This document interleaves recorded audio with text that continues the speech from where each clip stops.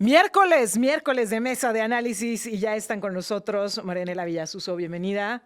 Hola Erika, muy contenta de estar aquí otra vez. Buenos días a todos. Gaby Torres, bienvenida de igual forma. Hola, ¿qué tal? Muy buenos días, esperando el miércoles para estas mesas de análisis. Muchas gracias por el espacio. Agenda llena, porque lo que ha pasado esta semana es tremendo. A ver, traemos el tema tan cuestionado de las vacaciones de los personajes vinculados al movimiento de la 4T, este desafuero en contra de Alito Moreno, que ya llegó como solicitud al Congreso de la Unión, y por supuesto el caso de la maestra Irma. ¿Por dónde le empezamos? Por donde tú quieras. Yo creo que nos vamos al menos al más vacaciones. De acuerdo, vacaciones. Vacaciones. A ver, estamos de acuerdo en lo que ha dicho la presidenta y creo que ella ha sido muy puntual en señalarlo. Todos tenemos derecho a vacacionar, pero a ver, hay un discurso en el movimiento de la 4T que tiene que ver con la austeridad y lo que hemos visto con estos personajes es todo menos austeridad. A ver, compritas en Prada, viajes en Portugal, desayunos en hoteles de lujo, más allá de si estaban hospedados ahí o no, por lo pronto, pues pagar el desayuno, sí, hombre. Pueden decir que fue con su dinero, pero ¿va acorde o no, Gaby, con el discurso de austeridad de la 4T? Bueno, mira, para comenzar quisiera decirte que a mí me sorprende muchísimo y es algo que yo he tenido en la cabeza durante todos estos días. Y es que la derecha está muy pendiente de lo que hacen los personajes y los militantes y los personajes políticos de nuestro movimiento. Porque han intentado sembrar este discurso de precisamente echar para abajo el tema de la austeridad que nosotros durante mucho tiempo hemos promovido y hemos implementado y hemos llevado a cabo. El tema de que las personas viajen es un derecho, como ya lo hemos mencionado, y justamente hay austeridad desde el primer momento en que no se hace con recursos públicos y que esto nos va a llevar al otro tema que por ahí mencionaste. Creo que los personajes que han visto tomando vacaciones no han sido ni siquiera mencionados en una cuestión de desvío de recursos, no han sido señalados porque al estar en un espacio estén ya perseguidos porque se les descubrió algún movimiento que tenga que ver con los recursos. Yo considero que cualquier persona puede viajar. Y esto no representa ni quiere decir que no sean austeros, que no estén llevando un modelo de austeridad y sobre todo que lo hagan con recursos públicos. Eso es muy importante señalarlo y que el público lo sepa, porque no se hace con recursos públicos. A final de cuentas, yo soy de la idea que las personas, quien tenga dinero ganado a bien, quien se lo gane de una forma honesta, pues puede gastar su dinero en lo que quiera. Y esto no quiere decir que se lo haya robado, que le esté quitando a alguien o que estemos hablando, por ejemplo, de nuestra presidenta. Nuestra presidenta incluso en una mañanera le mencionaron, oiga, usted va a irse de vacaciones, y ella se ríe y dice, pues no, porque mi responsabilidad es con todo un país, porque mi responsabilidad es todos los días y... Entonces ahí sí estaríamos en un grave problema, viendo a la presidenta en un viaje con recursos a lo mejor del país, quitándole a los que menos tienen para poder viajar y para poder darse una vida que tal vez en este momento ella no puede gozar porque está entregada, está comprometida y está llevando pues las riendas de todo un país. Entonces, pues considero es válido y no está haciendo con recursos públicos. Pero a ver, Gaby, quiero insistir contigo. Decía Mario Delgado, secretario de Educación, no, hombre, pero yo no descuidé mis responsabilidades. Hace rato platicábamos con el rector de la Universidad Autónoma de San Luis Potosí. 3.86 de promedio obtuvieron de calificación quienes aspiraban a ingresar a la Universidad Autónoma de San Luis Potosí. 3.86, de verdad, yo decía, en mi época esto hubiera sido escandaloso. A ver, pensabas, tengo que aprobar el examen de admisión. Esto significa que la mayor parte de quienes presentaron el examen lo reprobaron. Lo reprobaron. Esto no es descuidar sus responsabilidades, irte de vacaciones mientras tienes estos promedios en la educación. Bueno, la verdad es que también veamos que la consecuencia no solamente es de lo que acaba de retomar o tomar el cargo Mario Delgado, por ejemplo. El tema de la educación en México tiene un atraso no solamente de este sexenio ni del sexenio anterior. Esto es un tema que se ha visto desde mucho atrás y que el rezago educativo tiene muchísimo tiempo y que quienes nos gobernaban anteriormente no era una prioridad que tuvieran sobre la mesa Pero ya son ni 7 sobre años sus gobiernos. movimiento de la 4T, Y es decir, secundaria y precisamente- prepa de estos chavos que presentaron el examen fue con este gobierno. Precisamente, y recordemos también que nos atravesó una pandemia, en donde, queramos o no, los jóvenes, los niños tuvieron un atraso, que eso sí no dependía ni de ningún gobierno, ni de ninguna voluntad. Digo, la pandemia nos atravesó a todos y nos atravesó de formas diferentes, pero en una cuestión educativa, pues sí considero que los propios jóvenes dicen, pues es que yo perdí 2 años y esos 2 años, 3, fueron como estar detenidos en el tiempo, como estar sin avanzar, porque veíamos que a una distancia, y aunque se ofertaban clases en línea, no todos tenían las posibilidades de, y 2, no era lo mismo que estar en un salón de clases. Entonces, por esta razón, yo quisiera decir, bueno, también cada funcionario, cada servidor tendrá sus prioridades, tendrá su forma de ver y de pensar. Yo, la verdad es que soy de la idea que cada persona tiene que tener un espacio y un ámbito de incluso diversión. Es un derecho, y yo apostaría a que todas las personas tuvieran ese derecho a pues el sano esparcimiento. Sin embargo, también la responsabilidad cae en cada funcionario y cada servidor. Marianela. Híjole, polémico el tema, Erika, porque a mí me preocupa muchísimo esta austeridad en discurso versus la austeridad real. Me preocupa muchísimo que Morena y que los funcionarios públicos del gobierno en turno tengan desde hace muchísimos años, desde el sexenio pasado, desde la campaña del sexenio pasado de Andrés Manuel López Obrador, esta línea discursiva tan marcada en donde dicen que ellos se deben al pueblo, son del pueblo, para el pueblo, y no toman nada del pueblo. Primero quisiera aclarar que yo no estoy en contra de las vacaciones, incluso esa es una de las banderas más fuertes de Movimiento Ciudadano, y recordemos que la iniciativa de vacaciones dignas que se aprobó para que todos tengamos vacaciones de 12 días consecutivos con goce de sueldo fue una iniciativa de Movimiento Ciudadano y se aprobó, y ahora todos los mexicanos tenemos derecho a 12 días de vacaciones dignas. También estamos luchando por la jornada laboral de 40 horas en vez de 48, que ese también obedece a la misma lógica de tener más tiempo de esparcimiento, de tranquilidad, de reflexión, de familia, de diversión. También tenemos la causa de regular las boleteras, por ejemplo, para que no abusen con los costos de los boletos de todos los escenarios culturales y la gente pueda acceder. Entonces, primero hacer un disclaimer de que esas son nuestras causas y estamos de acuerdo. En lo que no estoy de acuerdo, y no estamos nadie de acuerdo, no deberíamos de estar de acuerdo, es en la manipulación del discurso. ¿Por qué? Porque sí, Ricardo Monreal anda en Madrid, Mario Delgado anda en Lisboa, Andrés Manuel López Beltrán, el secretario de Organización de Morena, anda en Tokio, Enrique Vázquez, que también es diputado, amigo de Monreal, anda en Ibiza, y pues la lista sigue. Entonces, tendrían que estar... ¿Podrían irse de vacaciones? Sí, sí se podrían ir de vacaciones, pero entonces, ¿por qué pregonan un discurso de austeridad cuando no lo van a llevar a la práctica y cuando saben perfectamente que el 99.9% de los mexicanos no pueden acceder a este tipo de vacaciones porque sus condiciones de vida no se los permiten? Número 1. Segundo, Que no, se fueron, digamos, y esto me parece importante, hacer una carnita asada al patio de su casa. Sí, se fueron a grandes destinos, o a Nayarit, ¿no? O a las playas de Jalisco. O tener una casa opulenta quieras, como el gobernador de Nuevo León, por Que ejemplo, Tokio, que vive por en la cierto, vacación diaria porque... Digo, no es novedad y es algo que hacen público y hasta digno de celebrar, que tienen una casa viviendo en opulencia, en donde ni los menores en capullos que tanto pregonan gozan de una alberca como la que goza una menor de edad, que es su menor hija, que digo, lo digo con muchísimo respeto, pero si hablamos de austeridad, pues precisamente de eso se trata la austeridad también, de que no haya gobierno rico con un pueblo pobre. Sí, esta... Sí. De hecho, tengo que hacer una pausa, pero te voy a dar chance de que respondas antes de irnos al corte. La diferencia está en que nosotros no engañamos con el discurso y el gobernador de Nueva León ha sido muy claro en que dona el 100% de su sueldo a capullos o a la causa que él decide desde que entró como gobernador, y no nada más gobernador, senador, diputado local y todos los puestos públicos que ha tenido. Y tampoco ha sido falso en los ingresos que tiene su familia y el trabajo que tiene su familia. Entonces, una cosa es decir que no lo tienes y hacer como que no lo tienes y no lo gozas, y engañar y hacerlo.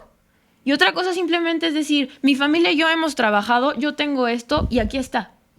Tengo que hacer una pausa, pero además quiero dejar el caso de Mario Delgado sobre la mesa de manera particular, porque una cosa son los legisladores a quienes la presidenta pues no puede despedir, no puede cambiar, no puede hacer nada con respecto a su función, y otra, un secretario que a su cargo con estos resultados se está yendo de vacaciones y de lujo y regresa a decir, pero no descuidé mi encomienda. ¿Qué acciones debería de tomar la presidenta de la República, sobre todo porque me parece que ella fue clarísima en dejar sobre la mesa que ella no estaba de acuerdo con esta situación, porque todavía se aventó esta frase lapidaria: no puede haber gobierno rico con pueblo pobre? De esto platicamos al regresar. Estamos de regreso en la mesa de los miércoles y bueno, yo dejaba sobre la mesa, a ver, la presidenta no puede hacer mucho con los legisladores que se dan vida de virreyes y que aunque sean militantes del movimiento de la 4T, pues a la presidenta como tal no le toca, le tocará a Luisa María Alcalde en todo caso llamarlos al orden, pero no a la presidenta. Pero en el caso de Mario Delgado sí es funcionario del gobierno federal, sí es, digamos, parte del equipo de Claudia Sheinbaum, del equipo de trabajo, porque nos han dicho que en otros temas no son tan amigos. Pero a ver, la presidenta dejó una frase sobre la mesa que a mí me pareció muy lapidaria con respecto a su postura al tema, que públicamente no los ha exhibido y no los ha criticado, pero que la frase lo dijo todo: no puede haber gobierno rico con pueblo pobre. ¿Qué representa esto, Gaby? Fíjate, tú mencionas que la presidenta no puede hacer nada con los legisladores que toman pues estas vacaciones y de forma a lo mejor no muy austera. Sin embargo, a lo mejor la presidenta no, pero el pueblo sí. Y el pueblo es el que va a decidir y es el que en las urnas o les vuelve a dar un voto prometedor o simplemente les da un voto de castigo, ¿no? Entonces, yo apelaría más al sentido común de la gente, de que en este caso la presidenta no puede a lo mejor hacer mucho con sus legisladores. Sin embargo, el pueblo va a decidir y es ahí donde yo siempre he mencionado la importancia de pues, los votos, de saber por quién votar. Y por otra parte, con Mario Delgado, creo que la presidenta lo dejó muy claro con esta frase. Fue un recordatorio a nuestro compañero de no puede haber gobierno rico con pueblo pobre. Mientras tú vacacionas y a lo mejor te desentiendes un poco de tus tareas, pues no está bien. No está bien y creo que es un poner sobre la mesa ese recordatorio para el compañero y ya ella tomará las decisiones respectivas. Pero a ver, Gaby, vamos a hacer el recuento con Mario Delgado al frente de la Secretaría de Educación. Pésimos resultados en materia educativa, ya lo discutíamos antes de la pausa, pero además manifestaciones por parte del CENTE, por parte de la coordinadora, que se le fueron encima, que llegaron hasta Palacio Nacional, que no fueron desarticuladas de manera previa, pero además tenemos este tema de no ir en la misma línea del equipo de la presidenta y ha quedado demostrado, me parece, con el tema de las vacaciones. ¿Cuánto tiempo más la presidenta va a seguir tolerando estas actuaciones por parte de Mario Delgado? ¿O tú ves que en algún momento lo va a dejar fuera de su equipo? Mira, yo no me puedo atrever a demarcar algo tan importante. Sin embargo, creo que la presidenta está asumiendo una posición de liderazgo muy importante en donde el liderazgo también es el libre albedrío, dejar a consideración del equipo que tienes alrededor, de qué vas a hacer, qué estás haciendo y que de igual manera, pues cada persona tendrá su criterio, su forma de ver las cosas. Yo insisto, creo que la frase de la presidenta fue un recordatorio de lo que ha movido a nuestro movimiento y del por qué la gente cree en nuestro movimiento. El que se ha demostrado que sin gobiernos opulentos, como lo que mencionábamos hace ratito, se puede hacer muchísimo y que todos debemos vivir en la justa medianía.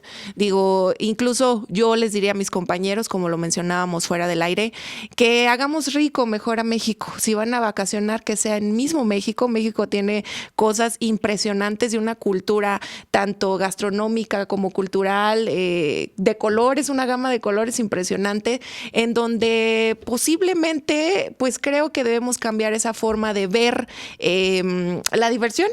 El a dónde viajar y en dónde dejar tu recurso, ¿no? Que, insisto y vuelvo a mencionar y hay que dejarlo muy claro, no ha sido un recurso público, no, los compañeros que han viajado tampoco han sido señalados de un desvío de recursos, que como te decía, es a donde vamos a encaminar el otro tema. Oye, lo ligo con el tema de Alejandro Moreno. A ver, hablando de opulencia, sabemos que desde hace tiempo, porque en el gobierno de Andrés Manuel López Obrador así se ventiló, había sospechas, había acusaciones en contra de Alejandro Moreno.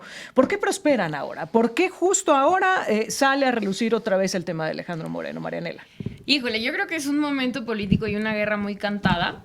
Acuérdense de lo que hemos platicado las semanas anteriores, ¿no? Existe esta polarización entre soy de Morena y todo lo que estamos haciendo está bien. Incluso tapo, y ahorita voy a ahondar un poquito más en ese tema, incluso tapo acusaciones y procedimientos muy similares de personas que forman parte de Morena y tienen cargos públicos por Morena. Y pues por otro lado me le voy a la yugular a quienes son la llamada oposición, en este caso el PAN y el PRI. Alito Moreno ha jugado un papel cómodo con Morena cuando le conviene, incómodo con Morena cuando no le conviene. Y en este caso yo creo que el momento político fue un hartazgo de Morena, el decir ya no vamos a jugar más contigo y ahí te va el trancazo. Lo que a mí me preocupa, Erika, es el criterio de la Cámara de Diputados y la legitimidad de sus decisiones. Porque recordemos que pues se hace la solicitud de desafuero en el Congreso y avanza la solicitud de desafuero de Alito Moreno y él se ampara, ¿no? Obviamente. Entonces, se ampara y por eso frena un poco el proceso. Pero hace meses, ni siquiera más tiempo, hace muy pocos meses tuvimos un caso muy similar de Cuauhtémoc Blanco, que también la Fiscalía de Morelos hizo la solicitud de desafuero al Congreso Federal y todo Morena lo protegió y votó en contra. Y Cuauhtémoc Blanco tenía una acusación de la Fiscalía de Morelos y una carpeta de investigación por violación. Sí. Alito Moreno por desvío de recursos. Los dos perfectamente mal. Para mí, los dos tendrían que estar sin fuero, por supuesto. Pero Morena protegió a Cuauhtémoc Blanco y aprueba el proceso dentro de la Cámara de Diputados de Alito Moreno. No defiendo a Alito Moreno. Por supuesto que le deben quitar el fuero, debe ser juzgado y debe de comprobar todas las acusaciones que tiene la Fiscalía de Campeche. Es gravísimo lo que está pasando. Sin embargo, lo que a mí me parece relevante es que sí se pone en tela de juicio el criterio institucional de la Cámara de Diputados. Ahora, justo en esto me quiero detener, Marianela. La última vez que se habló del desafuero, posible desafuero de Alejandro Moreno, fue cuando estaban con el tema de la Guardia Nacional de adherirla al Ejército Mexicano. Y casualmente Alejandro Moreno presenta la iniciativa. Y entonces se olvida el tema de su solicitud de desafuero. Claro. Ahora vamos camino a la reforma electoral y casualmente sale a relucir otra vez la propuesta de desafuero. ¿Ves que tengo un vínculo? ¿Que sea un ejercicio de presión para contar con el PRI del lado de Morena? Por supuesto que Morena sabe cómo apretarle las tuercas al PRI. Y el PRI tan debilitado y tan desgastado por Alito Moreno, que parece que Alito se ha dedicado a destruir al PRI en vez de a construir más partido. Muy similar a San Luis. Por supuesto. Sí, con todo respeto, Sara Rocha es Alito 2. Entonces, la realidad es que saben perfectamente que necesitan los votos del PRI para la reforma electoral, igual que los necesitaban para la Guardia Nacional. Y Alito dice ser oposición, pero no es más que un títere de Morena porque tiene tanta cola que le pisen que es sumamente fácil presionarlo y decirle, te quito el fuero y te meto a la cárcel si no votas la Guardia Nacional. Te quito el fuero y te meto a la cárcel si no votas la reforma electoral en conjunto con Morena y a favor de Morena. Entonces, ¿vivos los de Morena? Por supuesto que muy vivos. Alito Moreno, ¿qué demuestra? Que no tiene una solidez en principios, en creencias, como servidor público y que el PRI juega con quien le conviene. Y lo vamos a ver, de mí se acuerdan. En la reforma electoral y en su votación, lo vamos a ver. Y en las elecciones del 27, lo vamos a ver. El PRI va a jugar con quien le convenga y en una de esas acaba con el Verde, acaba con Morena o acaba con quien le permita tener una cantidad de votos representativa para no perder registros. Gaby. Yo creo que es una forma muy polarizada de ver el tema. Yo no considero que sea una persecución política ni una estrategia. Más bien, pues es una cuestión judicializada con pruebas que se han puesto sobre la mesa. Perdón, de un posible desvío de 83 millones de pesos, ¿no? No es cualquier cosa. Están los elementos, hay más personas implicadas, alrededor de 17 personas implicadas, donde hasta las personas que se encargaban de la comunicación en el gobierno de Campeche, pues están implicadas, fíjate tú, nada más. Y con eso lo enlazábamos con el tema anterior, porque ahí nos damos cuenta que ahí sí había desvío de recursos, ahí sí hay personajes señalados, este señor se ha paseado igual por todo el mundo y ahí nadie decía nada, porque entonces la prensa estaba comprada, porque no había los elementos suficientes, porque Alito sí se dedicaba y se ha dedicado, como en eso sí coincido contigo, en debilitar aún más el PRI de lo que ya se ha debilitado propiamente y de lo que está debilitado hacia el frente con la ciudadanía. Y bueno, yo considero que el tema del fuero, incluso yo propondría que legislativamente se echara un vistazo al tema del fuero. Yo considero que en delitos como estos de desvío de recursos, en posibles delitos de violencia sexual, como señalaron al compañero, Cuauhtémoc no Blanco. debería existir el fuero para absolutamente nadie. El fuero está diseñado para tener una protección para legisladores al momento de subir a tribuna y poner sobre la tribuna un tema, y que no que muchas veces hay incomodidad cuando eres oposición. No solamente hablemos de Morena, PRI Morena como oposición, sino como una verdadera oposición. Y para ser oposición yo considero que tendríamos que estar limpios para que no sucedan este tipo de cosas. Dicen, ¿no? Que para tener la lengua larga hay que tener la cola corta. Y Alejandro Moreno le está aplicando perfecto. Y el solito. Entonces, yo diría que en un tema de fueros tendríamos que checar por ahí en qué casos no debería existir el fuero, sino que sea única y exclusivamente para las menciones que en tribuna se hagan. Oiga, nada más quiero dejar sobre la mesa que sí se observaron los viajes de Alejandro Moreno, y no nada más de él, ¿eh? Cuando estuvo al frente de la presidencia Enrique Peña Nieto, se observaron sus viajes y los de sus hijos, y los de los hijos, las hijas de su esposa.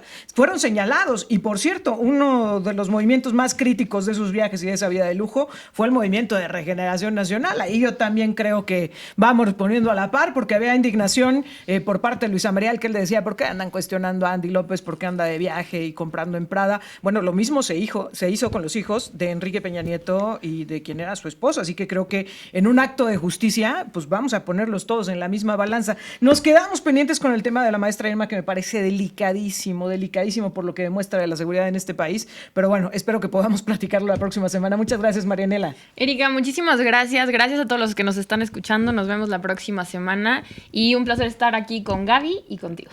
Gracias, Gaby. Muchísimas gracias al auditorio que nos escucha por hacernos partícipes de su mañana. El próximo miércoles nos vemos aquí, nos escuchamos con temas tan importantes, trascendentes y de diferente opinión, y que a final de cuentas la gente tomará su propia decisión y su criterio al respecto. Justo por eso estas mesas, para darle esta diversidad de opiniones, la gente escucha, la gente ve y podrá generarse su mejor reflexión y su mejor opinión al respecto. Marianela Villasuso de Movimiento Ciudadano y David Torres del Movimiento de Regeneración Nacional. Nosotros vamos a la pausa